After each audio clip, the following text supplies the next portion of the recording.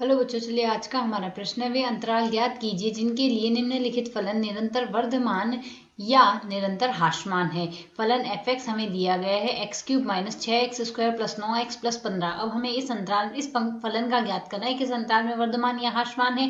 तो यहाँ से इस प्रश्न को करने हेतु तो हमारे पास यहाँ से हमारी मुख्य अवधारणा कार्य करेगी। मुख्य अवधारणा यहाँ से हम लेके चलेंगे। हमारे पास कोई भी फलन यदि f(x) दिया गया है वह अंतराल I में निरंतर वर्धमान या ह्रासमान हमें जांचना है। तो निरंतर वर्धमान है, निरंतर वर्धमान प्रथम तो हम देखेंगे निरंतर वर्धमान है यदि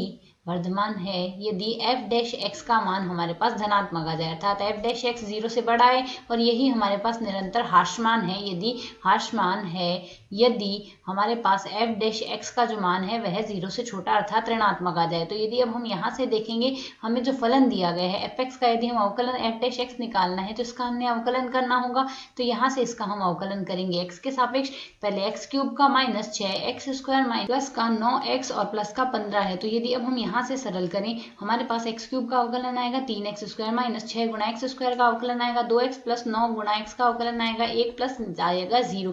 इसे यदि हम आगे सरल करेंगे तो मान आएगा 3x² माइनस का 12x और प्लस का 9 आएगा। तो यदि अब हम यहाँ से देखें इसमें से हम तीन उभयनिष्ठ ले लेते हैं तो f' बराबर हमारे पास लिखा जा सकता है तीन उभयनिष्ठ लेने के बाद x² माइनस का 4x और प्लस का 3 आ रहा है। तो यदि अब हम यहाँ से इसे सरल करें इसे हम लिख सकते हैं x² माइनस का 3x और माइनस का x और प्लस का 3 आएगा।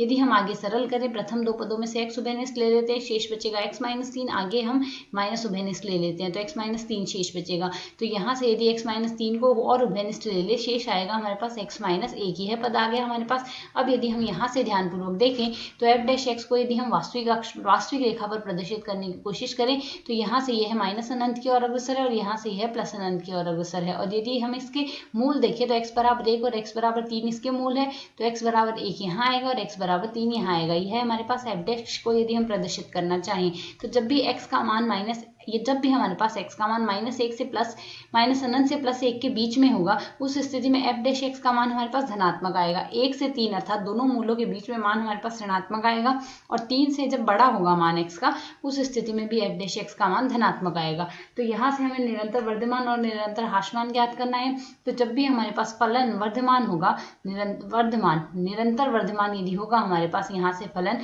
उस स्थिति में हमारे पास f' क्या आ रहा है, f' का मान हमारे पास 0 से बड़ा आ रहा है जैसा कि हम अंतराल में देख सकते हैं। जब भी हमारे पास x का मान यहाँ से अंतराल माइनस अनंत से प्लस 1 यूनियन हमारे पास 3 से अनंत के मध्य है उस स्थिति में हमारे पास फलन वर्धमान है। ठीक इसी प्रकार हमें निरंतर ह्रासमान देखना है। तो निरंतर ह्रासमान हमारे पास यहाँ से आएगा, निरंतर ह्रासमान हमारे पास यहाँ से आ रहा है जब भी हमारे पास f' का मान ऋणात्मक है। अब यदि हम यहाँ से x का अंतराल देखें तो जब भी हमारे पास x का मान 1 से 3 के मध्य है उस स्थिति में हमारे पास यह निरंतर ह्रासमान है। तो यही अंतराल हमें ज्ञात करने थे। आशा है समझ आया। धन्यवाद।